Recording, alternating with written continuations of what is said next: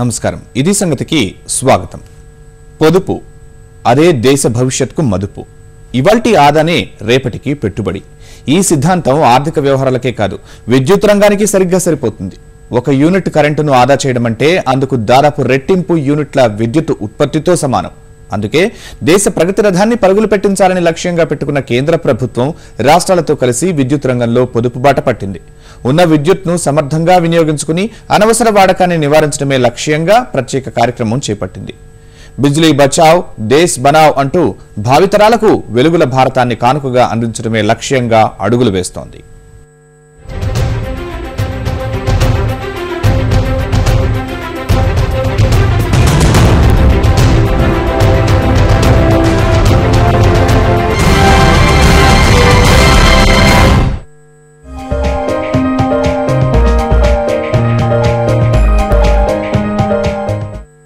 तिरंगे झंडे के 3 रंग हैं और उसमें एक चौथा रंग है ब्लू कलर का उसके अंदर अशोक चक्र है। मैं चतुर्रंगी क्रांति करना चाहता हूं। उसका एक रंग है केसरिया। मैं हिंदुस्तान में सैफ्रॉन रिवॉल्यूशन करना चाहता हूं, केसरिया क्रांति करना चाहता हूं। सैफ्रॉन कलर एनर्जी का कलर माना जाता है, ऊर्जा का कलर माना जाता है। लोगों को बिजली मिले इसलिए ऊर्जा क्रांति करने की जरूरत है और इसलिए सैफ्रॉन रिवॉल्यूशन।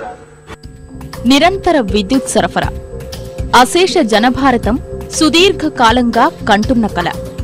గుజరాత్ ముఖ్యమంత్రిగా ఉన్న సమయంలో సౌర విప్లవం సృష్టించి ఆ రాష్ట్ర ప్రజల కల నెరవేర్చిన నరేంద్ర మోదీ ఇప్పుడు యావత్ దేశాన్ని వెలుగులమయం చేసేందుకు కసరత్తు చేస్తున్నారు. ఇందుకోసం రాష్ట్ర ప్రభుత్వాలతో కలిసి ప్రణాళికాబద్ధంగా అడుగులు వేస్తున్నారు.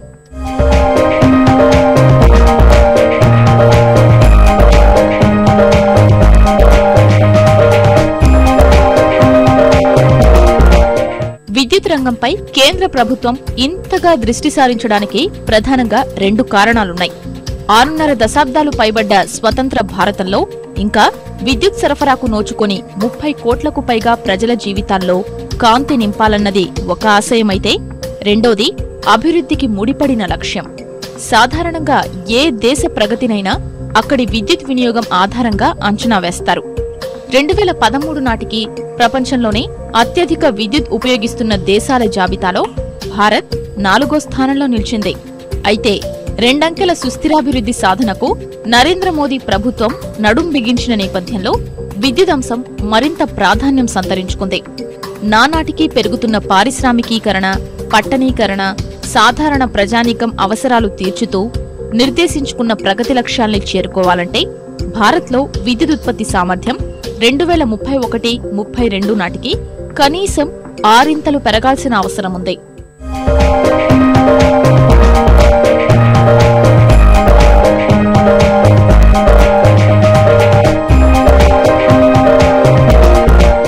విద్యుత్ ఉత్పత్తి పెంపొందించేందుకు దేశంలో ఎన్ని అవకాశాలున్నాయో అంతకన్నా ఎక్కువ సవాళ్లూ ఉన్నాయి.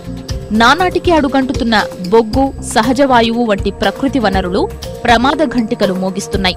అంతకుమించి శిలాజ ఇంధనాల మితిమీరిన వాడకం యావత్ జీవజాలాన్నే ముప్పు ముంగిట నిలబెడుతున్నాయి. ఈ సవాళ్లను అధిగమించేందుకు సంప్రదాయేతర ఇంధన వనరుల వాడకంపై దృష్టి పెట్టిన కేంద్రం మరో ప్రత్యామ్నాయానికి అత్యధిక ప్రాధాన్యమిస్తోంది. అదే విద్యుత్ పొదుపు. కొత్త విద్యుత్ ఉత్పత్తి కేంద్రాల ఏర్పాటులో ఉన్న సవాళ్లు, ఖర్చులు, సరఫరా నష్టాలు ఇలా అన్నింటినీ పరిగణలోకి తీసుకుంటే విద్యుత్ ఉత్పత్తి చేయడం కన్నా ఆదా అత్యుత్తమ మార్గం. 1 యూనిట్ కరెంటును ఆదా చేయడం 2 నుంచి 2.5 యూనిట్ల విద్యుత్ను ఉత్పత్తి చేయడంతో సమానం. ఉన్న విద్యుత్ను సమర్థంగా ఉపయోగించుకోవడం, అనవసర ఖర్చులు తగ్గించుకోవడం ద్వారా ఏటా దేశంలో 25,000 మెగావాట్ల కరెంట్ను ఆదా చేయవచ్చనేది ఓ అంచనా. అందుకే బిజిలీ బచావో దేశ్ బనావో అంటూ విద్యుత్ ఆదా చేసేందుకు ఓ మహాయజ్ఞానికి శ్రీకారం చుట్టింది కేంద్ర ప్రభుత్వం. पापा हो या मम्मा हो, पापा हो या मम्मा हो, या मम्मा की अम्मा हो, या मम्मा की अम्मा हो, सबको हम सिखाएंगे, सबको हम सिखाएंगे, बिजली हम बचाएंगे, बिजली हम बचाएंगे। बत्ती पंखा गीजर हो, बत्ती पंखा गीजर हो, एसी हो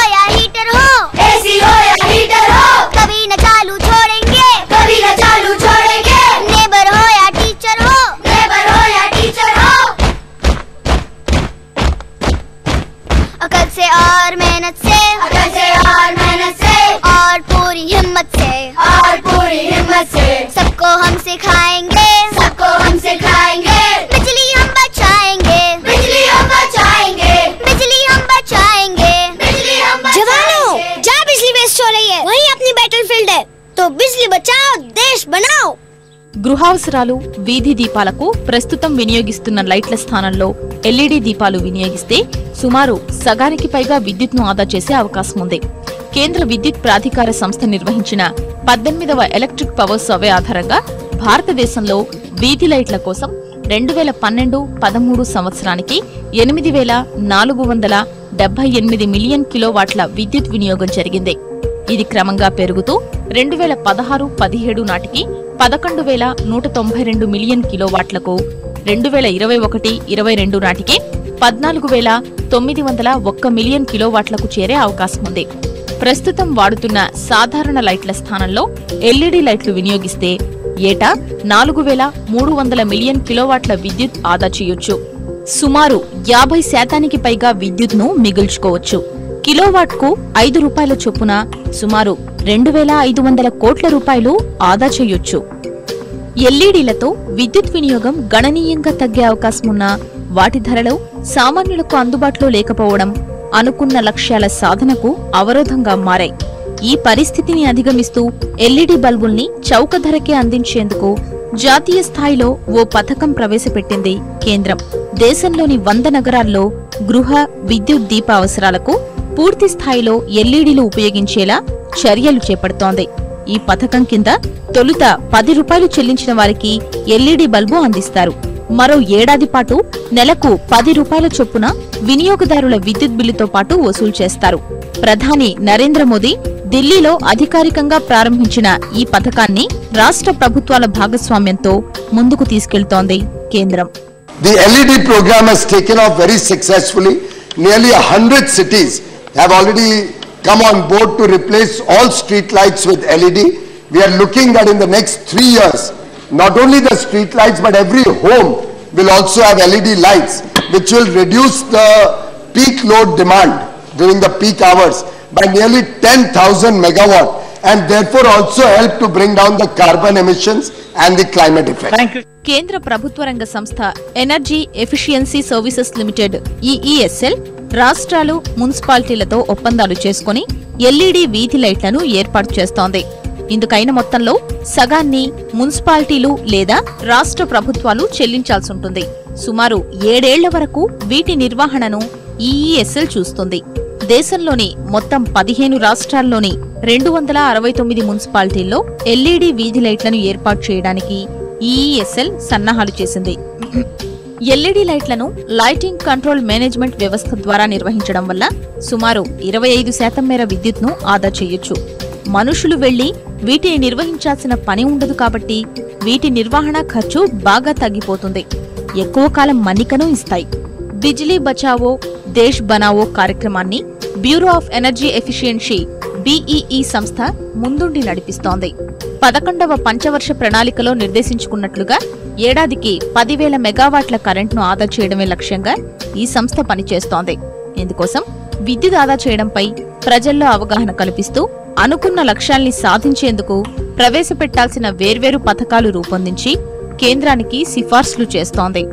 విద్యుత్ ఆదా చేసే పరికరాలకు నాణ్యతా రేటింగులు ఇచ్చి వాటినే విరివిగా ఉపయోగించేలా ప్రజల్లో చైతన్యం తీసుకొచ్చే ప్రయత్నం చేస్తోంది.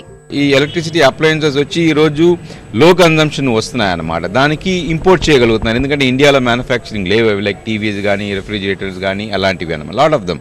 సో వాటికి కూడా ఇంపోర్ట్ ట్యాక్స్ తగ్గిస్తే జనాలు దాన్ని వాడకం ఎక్కువ అవుతుంది. సో లో ఎనర్జీ అప్లయన్సెస్ వాడతారన్నమాట. అప్పుడేంటే ఎనర్జీ కన్జర్వేషన్ అవుతుంది ఒక పక్క. మన ఎల్ఈడీల వాడకాన్ని ప్రోత్సహించేందుకు ప్రత్యేక చర్యలు చేపడుతున్న బీఈఈ వ్యవసాయ రంగంలో విద్యుత్ ఆదాపైన విస్తృత ప్రచారం కల్పిస్తోంది. 25% విద్యుత్ ఆదా చేసేందుకు వీలుగా పాత పంపు సెట్లన్నింటి స్థానంలో బీఈఈ స్టార్ రేటింగ్ ఉన్న కొత్త వాటిని ఏర్పాటు చేసేలా రైతుల్ని ప్రోత్సహిస్తోంది. విద్యుత్ ఆదా చేసేందుకు ప్రత్యేక చర్యలు చేపడితేనే కొత్త భవనాల నిర్మాణానికి అనుమతులిచ్చేలా కేంద్రం చర్యలు చేపడుతోంది. అలాగే ఉండే జనరేషన్ మనం కాపాడుకోవాలంటే ఎనర్జీ కన్జర్వేషన్ మెథడ్స్ అనేది చాలా స్ట్రిక్ట్గా ఇంప్లిమెంట్ చేయగలిగితే మనకి అట్లీస్ట్ అయ్యే జనరేషన్ని ప్రొడక్టివ్గా యూస్ చేసుకునేందుకు చాలా అవకాశాలు ఉన్నాయి. ఒకటి, ఇప్పుడు బిల్డింగ్ పర్మిషన్ ఇస్తున్నప్పుడు గ్రీన్ బిల్డింగ్ నార్మ్స్ ఉన్నాయన్నమాట. సో వాటిని ఫాలో అయ్యి every room should have a natural light అనమాట. అలాంటప్పుడు 7 గంటల దాకా ఎవరు పవర్ వాడరు అనమాట, ఎలక్ట్రిసిటీ అనేది వాడరు. బిల్డింగ్ పర్మిషన్ ఇచ్చే ముందు సోలార్ వాటర్ హీటర్ అనేది కంపల్సరీ. వినియోగదారుడి స్థాయిలో కరెంటు మిగిల్చేందుకు ఎన్ని అవకాశాలున్నాయో విద్యుత్ సంస్థలు కరెంట్ ఆదా చేసేందుకు అన్నే మార్గాలున్నాయి. విద్యుత్ ట్రాన్స్ఫార్మర్లలో ఉన్న ఇంధన పరిమాణాన్ని ఎప్పటికప్పుడు పరిశీలించి దానిని తగిన స్థాయిలో ఉంచడం ద్వారా మెరుగైన ఫలితాలుంటాయి. డిమాండ్ సైడ్ మేనేజ్మెంట్ DSM నిబంధనల్ని ఖచ్చితంగా అమలు చేయడం, ప్రతి యూనిట్ విద్యుత్ కూడా మీటరింగ్ జరిగేలా పటిష్టమైన చర్యలు తీసుకోవడం ద్వారా కరెంటు ఆదా దిశగా కీలక ముందడుగు పడుతోంది. విద్యుత్ లీకేజీలకు అడ్డుకట్ట వేయడం, పాత కేబుళ్ల స్థానే ఆర్థిక స్థితిని బట్టి ఇన్సులేటెడ్ కేబుళ్లను ఏర్పాటు చేయడం ద్వారా నష్టాల్ని సాధ్యమైనంత వరకు నివారించొచ్చు.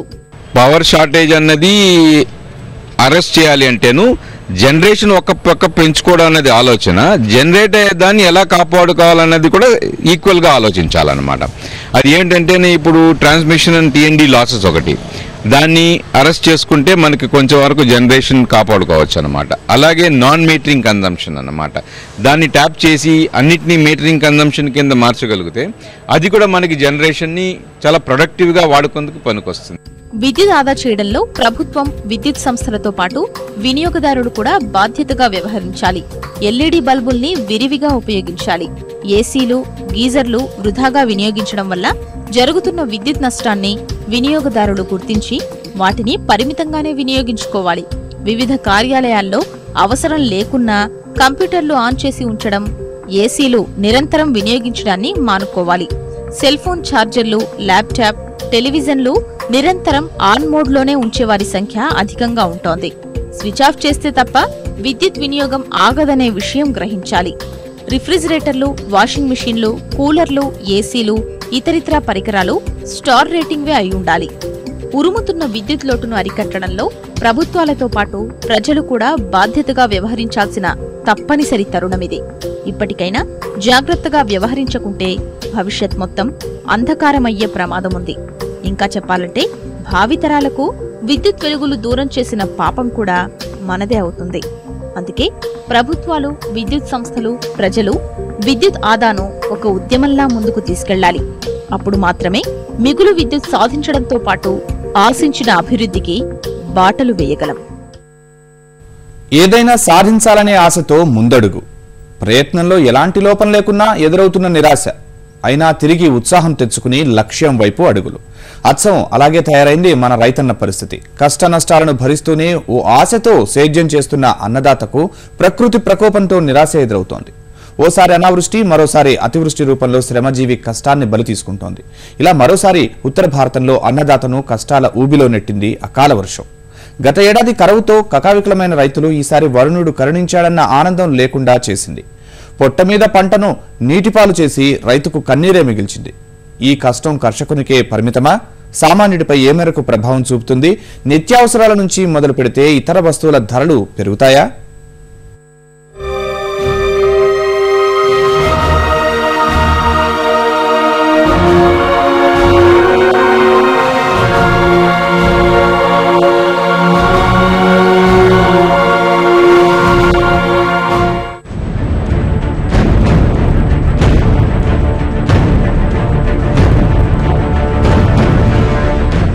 అకాల వర్షాలు రైతన్నను నిండా ముంచుతున్నాయి. పంట చేతికి వస్తున్నా వచ్చిన తరుణంలో కురిసిన వడగండ్ల వానలు అన్నదాతను కడగండ్ల పాలు చేస్తున్నాయి. ఏటా అప్పులనే దిగమింగుతూ సేద్యం కోసం స్వేదం చిందిస్తోన్న భూమిపుత్రుని శ్రమను కన్నీటి పాలు చేస్తున్నాయి. ఉత్తర, పశ్చిమ భారతంలో గత 3 వారాలుగా కురిసిన అకాల వర్షాలకు పండిన పంట నీటిపాలైంది. రుణభారాన్ని సైతం దిగమింగుతూ సాగు చేస్తున్న రైతన్న నోటికాడి ముద్ద నీటిపాలైంది. ఈ కష్టాలు ఇక్కడితోనే అయిపోలేదు. అన్నదాతను మరిన్ని వర్షాలు కొంగదీస్తాయన్న వాతావరణ శాఖ నివేదికలు మరింత కలవరపెడుతున్నాయి.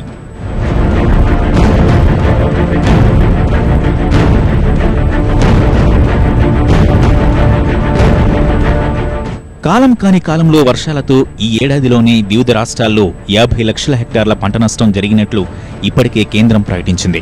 ఉత్తరప్రదేశ్, మహారాష్ట్ర, పంజాబ్, హర్యానా, రాజస్థాన్, పశ్చిమ బంగా, ఆంధ్రప్రదేశ్, తెలంగాణ, కర్ణాటక, జమ్మూ కశ్మీర్, హిమాచల్ ప్రదేశ్లో పంట నష్టం జరిగినట్లు స్వయానా కేంద్ర వ్యవసాయ శాఖ మంత్రి రాజ్యసభలో ప్రకటించారు.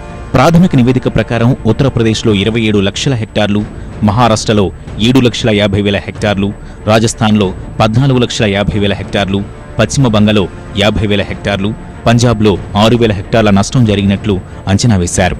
రాజ్యసభలో ప్రభుత్వం ప్రకటించిన ఈ వివరాల తర్వాత కూడా వర్షాలు ఆగకపోవడంతో ఈ నష్టం రెట్టింపైంది.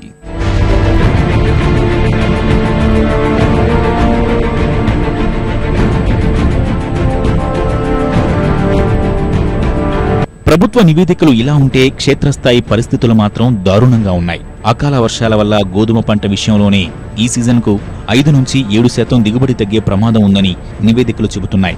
1980ల తర్వాత ఆ స్థాయిలో పడుతున్న అకాల వర్షాలతో మరింత నష్టం జరగొచ్చని నిపుణులు హెచ్చరిస్తున్నారు.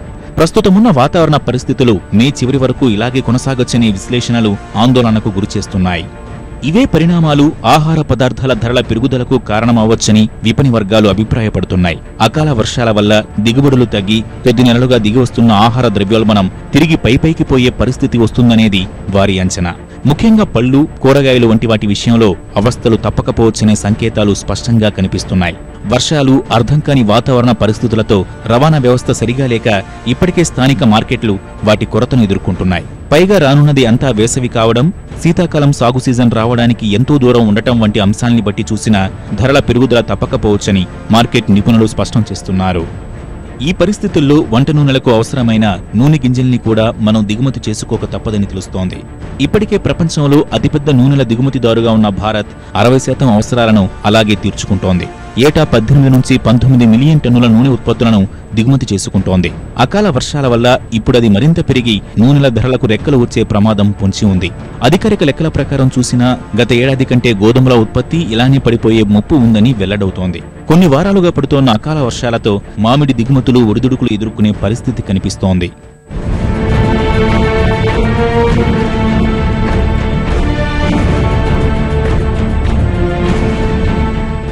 అకాల వర్షాల కారణంగా ఈ ఏడాది ఆహార ధాన్యాల ఉత్పత్తిలో కనీసం 3% వరకు పడొచ్చని కేంద్ర ప్రభుత్వం గణాంకాలే చెబుతున్నాయి. వ్యవసాయ రంగ నిపుణుల అభిప్రాయం చెప్పాలంటే రైతన్నలకు గడ్డుకాలంగా చెబుతున్న ఈ సంవత్సరం మరిన్ని కష్టాలు తప్పేటట్టు కనిపించడం లేదు. అసలే వ్యవసాయ ఆధారితమైన గ్రామీణ భారతానికి ఇది నిజంగా పెద్ద చేదు వార్త. వారితో పాటు తొలుతూ ఉన్న సానుకూలతలతో మంచి దిగుబడులపై ఆశలు పెట్టుకున్న ప్రభుత్వం, విపణి వర్గాలు వారందరినీ గమనిస్తూ వడ్డీ రేట్లపై ఆచితూచి అడుగులు వేస్తున్న రిజర్వ్ బ్యాంక్ ఆఫ్ ఇండియా, ఆ రేట్లపై అంచనాలు పెట్టుకున్న బ్యాంకింగ్, పారిశ్రామిక వర్గాల్ని గాబరా పెట్టే మరెన్నో అంశాలు ఈ అకాల కష్టనష్టాల్లో ఉన్నాయి. రాష్ట్రాల వారీగా చూస్తే అకాల వర్షాలతో దేశంలో అత్యధికంగా నష్టపోయింది మహారాష్ట్ర రైతన్న. అక్కడ 75% వ్యవసాయం ప్రతికూల వాతావరణ ప్రభావం బారిన పడింది. ఇప్పటికే 1000 కోట్ల రూపాయలకు పైగా పంట నష్టం జరిగినట్లు అధికారులు అంచనా వేశారు. యవత్మాల్ జిల్లాలోనే 17,000 హెక్టార్లలో పంట నీట మునిగింది. వేరుశెనగలు, జొన్నలు, గోధుమ పంట ఎడతెరిపిలేని వర్షాల దెబ్బకు పూర్తిగా నీటిపాలైంది.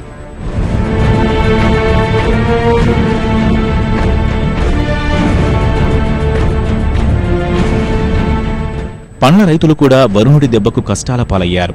ద్రాక్ష, మామిడి, దానిమ్మ తోటల్లో పండ్లు నేలరాలాయి. విదర్భ, మరట్వాడతో పాటు పశ్చిమ మహారాష్ట్రలోని జిల్లాల్లో వర్షాలు తీవ్ర ప్రభావం చూపాయి. పూణే, నాసిక్, అమరావతి, బాంద్రా, రత్నగిరి, రాయ్గఢ్ జిల్లాలోని రైతులకు కన్నీరే మిగిలింది. మరాఠా నాట అకస్మాత్తు వర్షం, వడగండ్లు, పంట నష్టంతో పాటు ప్రాణాల్ని సైతం బలి తీసుకున్నాయి ఈ 7 వర్షాలు. 15 మందితో పాటు 400కు పైగా వివిధ జంతువులు మృతి చెందాయి. గత ఏడాది తీవ్రమైన కరువుతో కుదేలైన రైతన్న ఈసారి అప్పులు చేసి మరీ పంట పండిస్తే తీరా కోతకొచ్చిన సమయంలో నీటిపాలైంది. గత ఏడాది 90 లక్షల మంది రైతులను కరువు భూతం కోలుకోలేని దెబ్బతీసింది. ఆ కరువు సాయాన్ని అందించేందుకే మీనమేషాలు లెక్కిస్తున్న ప్రభుత్వాలు ఇప్పుడు అతివృష్టి నుంచి ఎప్పుడు బయటపడేస్తారనేది ప్రశ్నార్థకంగా మారింది.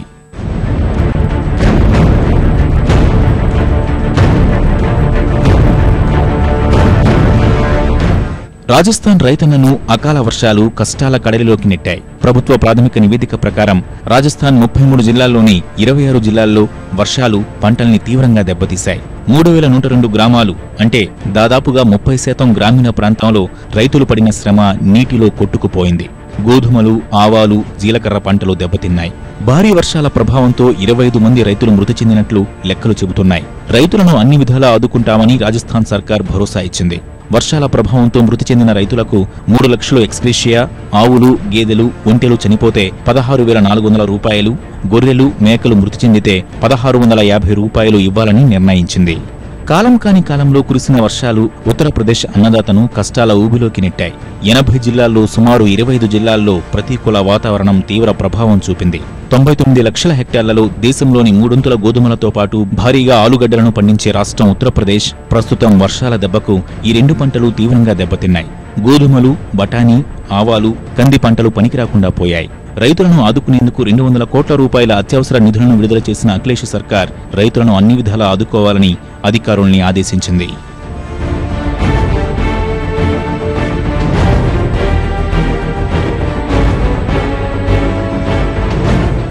మధ్యప్రదేశ్లోనూ అన్నదాతల్ని అకాల వర్షాలు కోలుకోకుండా చేశాయి. వేలాది ఎకరాల రబీ పంటను నీట ముంచాయి. ఎడతెరిపిలేని వర్షంతో పాటు కురిసిన వడగండ్ల వల్ల 402 గ్రామాల్లో పంట నష్టం జరిగింది. గోధుమలు, చిరుధాన్యాలు, ఆవాల పంట నీటిపాలైంది. అయితే అధికారుల లెక్కలకు పూర్తి భిన్నంగా ఉంది క్షేత్రస్థాయి పరిస్థితి. వారు చెబుతున్న లెక్కలకు రెట్టింపు స్థాయిలో పంట నాశనమైనట్లు రైతులు ఆవేదన చెందుతున్నారు. పంజాబ్లోని గోధుమ, బంగాళాదుంప రైతులను వర్షం కోలుకోకుండా చేసింది. ప్రతికూల వాతావరణంతో 2,000 నుంచి 3,000 కోట్ల వరకు నష్టం జరిగినట్లు అంచనా. చండీగఢ్, లూధియానా, మస్నా, పాటియాలా, అమృత్సర్, జలంధర్ ప్రాంతాల్లో తీవ్ర ప్రభావం చూపింది అకాల వర్షం.